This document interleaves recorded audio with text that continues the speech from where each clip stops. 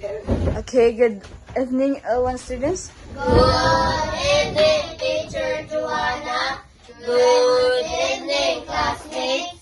It's nice to see you this evening. God bless us always. Mabuhay. Okay, Thank you, sir. okay, so today we are going to discuss about the... Shorting story. Ano na? Shorting story, sir. Shorting animals. Okay, sorting animals. Okay, in sorting animals, natay tulo ka buok. Can you please read this one? Animals with fillers. Animals with fillers. Animals with shells. Animals with scales. Oh. Okay, now. Animals with fillers. Unsa man na di ay? Okay, muna nga mga animals nga. For example, na mga... Oh, give me one example. Agila. Bird. Agila. Falcon. Falcon piniko. Oh, unsa pa? Basta kind of bird. Dragonfly. Dragonfly. Oh, very good. Unsa? Butterfly. Butterfly. Unsa pa? Falcon. Caterpillar. Unsa may in English ng hulmigas? Langgam. Ant. Very good. Langgam sa Tagalog na ang ant. Sa humigas ang langgam. Tagalog.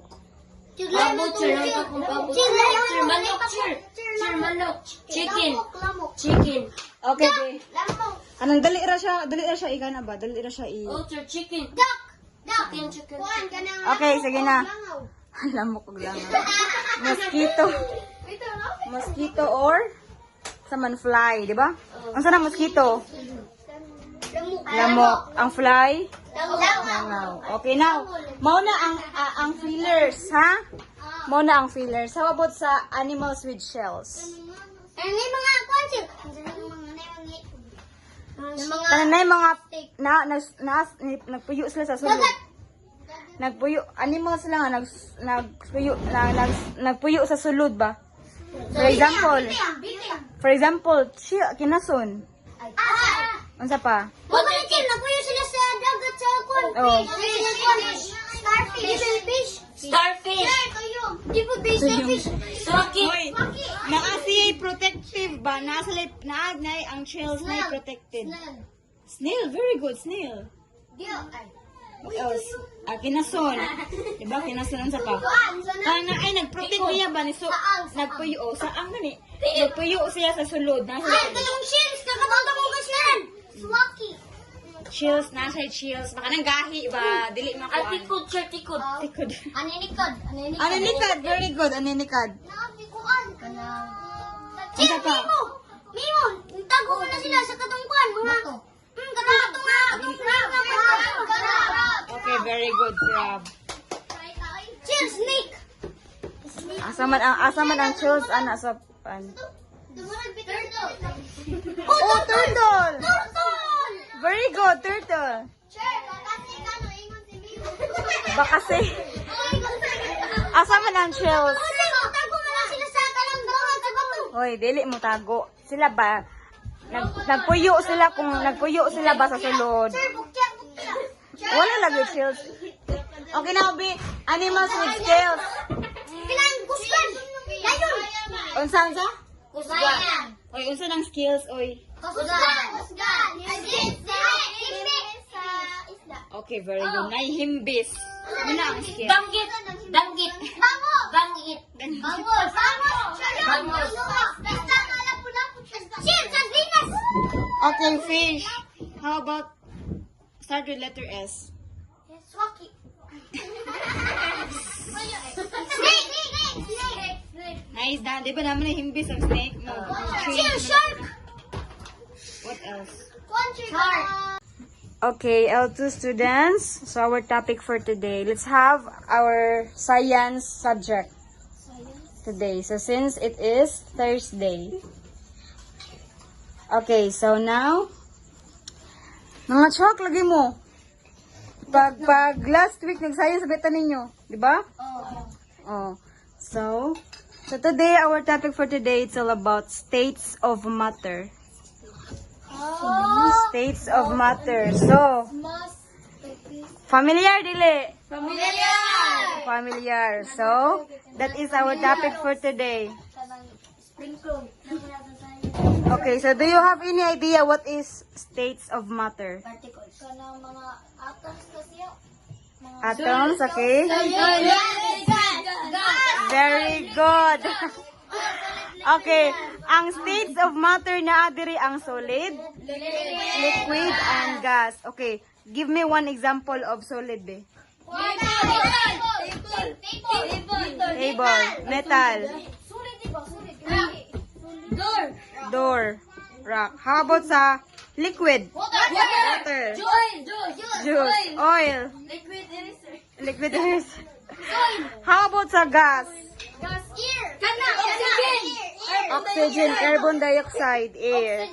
Okay, so let me read first what is matter. So if we say matter is any substance that has mass and occupies space by having volume. Okay?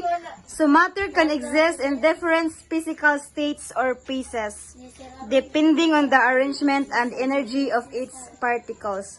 So again, unsa gani nasa states of matter? Solid, liquid, and gas. And do you have any idea what is solid? Solid is kanang sikit-sikit. Sikit-sikit. Tightly packed. Okay, very good. Solid is have definite shape and volume. Nagka Sikit-sikit. sikit-sikit sila. Muna ang solid. And how about sa liquids? No definite volume. Dili sila sikit-sikit. Unsa-unsa? No definite volume. No definite volume. Very good. Liquids have no definite volume but not definite shape. Also not, have definite volume but not definite shape. Okay?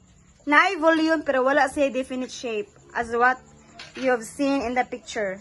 Ay, can you see the difference between the solid and the liquid? Yes.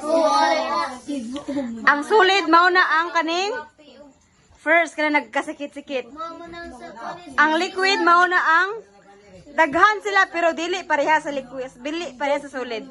'Di ba? Oh, mao na siya. And how about sa gas? Oh, lagyo na kayo sila sa tanan. Gas does not have definite shape and volume. Okay, again, be. Solid have definite shape and volume. Naa siya'y shape o volume. Mao na ang solid. Ang liquid, naa siya'y definite nga volume, pero wala siya'y shape. Ang gas, kay naa siya duha, wala. Ang gas, okay, wala. Wala siya'y volume, wala po siya'y shape. Very good, okay.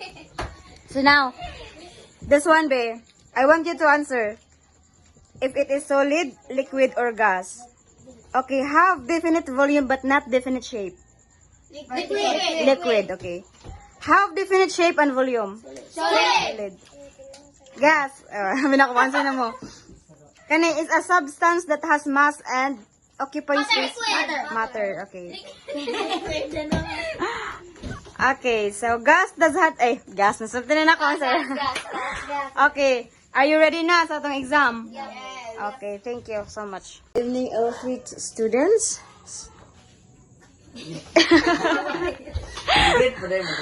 Okay, sige, okay, good evening. Good evening, Teacher Joanna. Good evening, classmates. It's nice to see you this evening. Okay, so now we have here jumbled words. Okay. So what do you think is that? Since today is our science subject nga i-teach na to. So what do you think is that? Photosynthesis. Again? Photosynthesis. Unsa Tristan? Photosynthesis. Okay, very good. It is Ansa? Photosynthesis. Photosynthesis. Okay, now L3 students, do you have any idea what is photosynthesis? Yes. About the plant. Okay, about sa plants. What else? Very good. What else? Kina. Sige.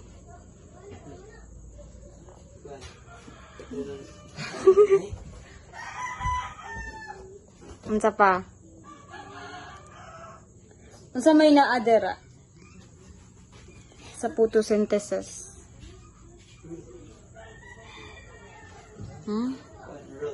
Mga roots. Okay, very good. Na roots dira sa photosynthesis. Unsa pa? Ha? Unsa?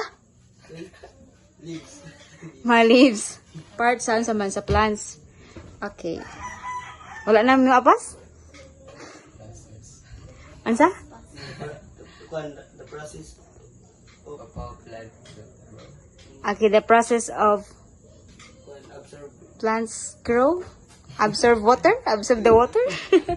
Okay, so now, all three students, today we will learn about photosynthesis. Okay, muna akong i-jumbled words there. Ganiya. And the process by which plants make their own food. Okay. So plants are called producers. Unsang plants? Producers. Because they can produce their own food. Ang plants. Okay. So now, so to do this, they need 4 important things. Para ma-produce ang plants, nasa yung mga 4 kabok important things. And those are? Water. Water. H2O? Water. Okay, water. Very good. What else? Sunlight. Carbon dioxide. Carbon dioxide. What else? Soil. Soil. Soil. Ansa pa? Hapit na. It's the green pigment found in leaves. Grass. Leaves. Grass. Found in leaves. Pigment found. Or chlorotyle. Chlorophyll. Okay, okay. Unsa to ang 4 things? Water. Water. Sun. Sunlight. Soil. Unsa? Carbon dioxide and Chlorophyll. chlorophyll. Alright. Okay, so those are the 4 things that Needed. need to produce the plants. Okay, now? So here, the process begins when asa man nagbegins ang process? Nagbegin sa roots, very good. When the roots absorb water from the soil. Okay, the leaves take in carbon dioxide from the air through tiny openings called stomata. Stoma. Oh. Stomato. Tomato.